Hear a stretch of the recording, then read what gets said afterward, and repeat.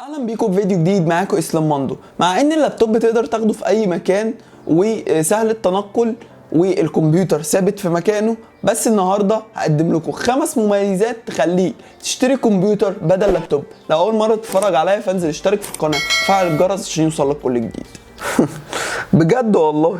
طب يبقى خد الكمبيوتر اللي وراك ديت هي وال3 شاشات المصيف السنه الجايه بقى يا معلم.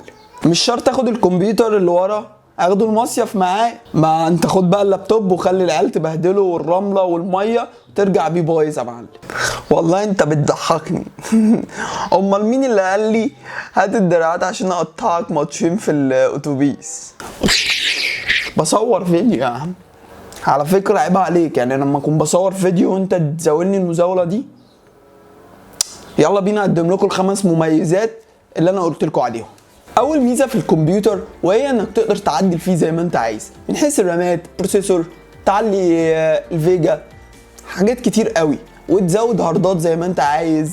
لكن اللابتوب هو هارد واحد، الرامات كميه محدوده، عدد محدود، البروسيسور ما ينفعش تقريبا. دي كانت اول حاجه. تاني حاجه معانا وهي التهويه او التبريد. عندك في اللابتوب التبريد انك تزود تبريد صعب قوي وبتجيب تبريد خارجي، لكن في الكمبيوتر تقدر تجيب مراوح زياده في الجهاز من جوه تبريد داخلي، وفي دلوقتي في الكمبيوتر تبريد مائي. لكن في اللابتوب مهما سخن والبروسيسور سخن انت بتحط المروحه ومش بتبقى تبريد كويس زي الكمبيوتر.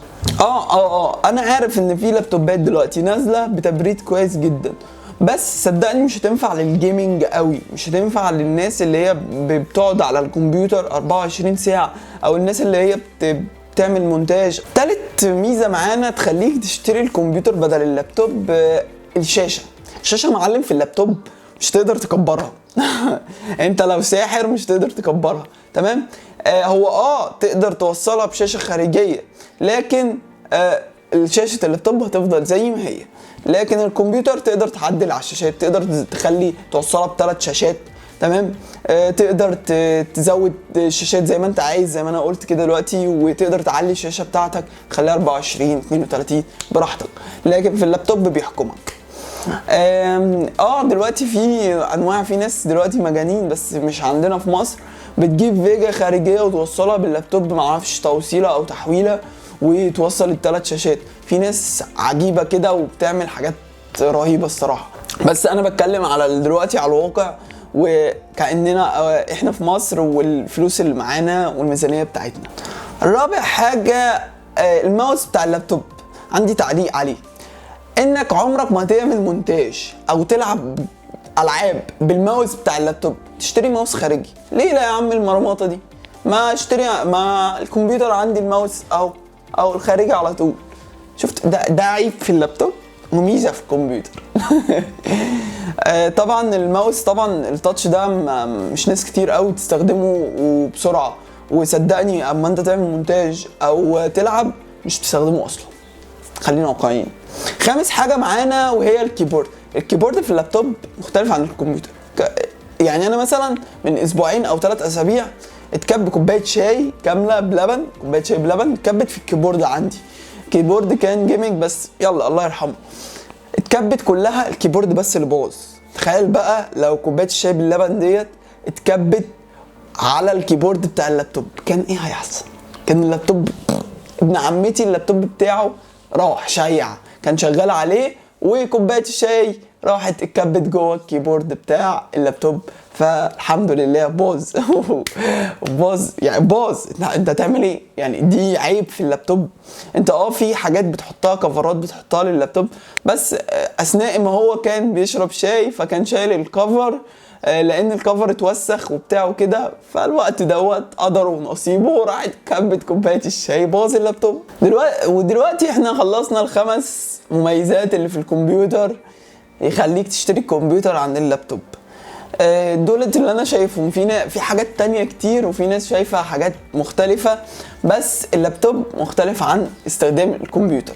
اللابتوب الناس تقدر تستخدمه في الكليات كدكتور مثلا، ياخده عشان المحاضرات بتاعته، لو بتشتغل برامج خفيفة كده وبتحب انك تتنقل كتير، ولو بتحب تروح رحلات الفيديوهات طبعا والجيمز والحاجات دي كلها، فاللابتوب دوت هيساعدك. لكن لو انت من محبين الالعاب والمونتاج وبتستخدم برامج وبتقعد على الكمبيوتر لوقت كبير، فاحب اقول لك ان الكمبيوتر احسن لك من اللابتوب. واحب اقول لك ان اللابتوب قعدته مش مريحه قد الكمبيوتر.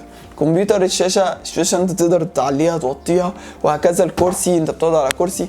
اللابتوب بس اللابتوب بتحس انك هتنزل له.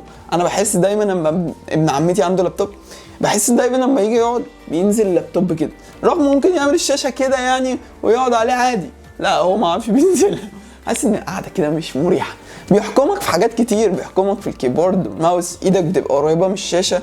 يعني انت ما تكون بتلعب مثلا ايدك قريبه من الشاشه بتاعه اللابتوب، حاطط دبليو تحس انك مش عارف. لكن الكمبيوتر براحتك بقى، ترجع لورا تروح لقدام، في كنترول اكتر. بس فانك تستخدمه للالعاب والمونتاج وهكذا فاحسن لك الكمبيوتر. لكن لو بتتنقل كتير وبتحب انك تشتغل حاجات خفيفه كده، فاللابتوب كويس قوي. بس في ناس بتجيب اللابتوب الحاجات التقيله، معرفش ليه. بس المهم يعني لو انت استفدت من الفيديو يا ريت تنزل تشترك في القناه وتفعل الجرس عشان يوصلك كل جديد. انت قاعد تعمل فيديوهات وكده وانا هقطع عليك باللابتوب بتاعي، اصبر بس. انزلوا بقى اشتركوا في القناه وفعلوا الجرس عشان يوصلكوا كل جديد يا شباب، وانت تسكت خالص. واحب اختم الفيديو بكلمه لا اله الا الله.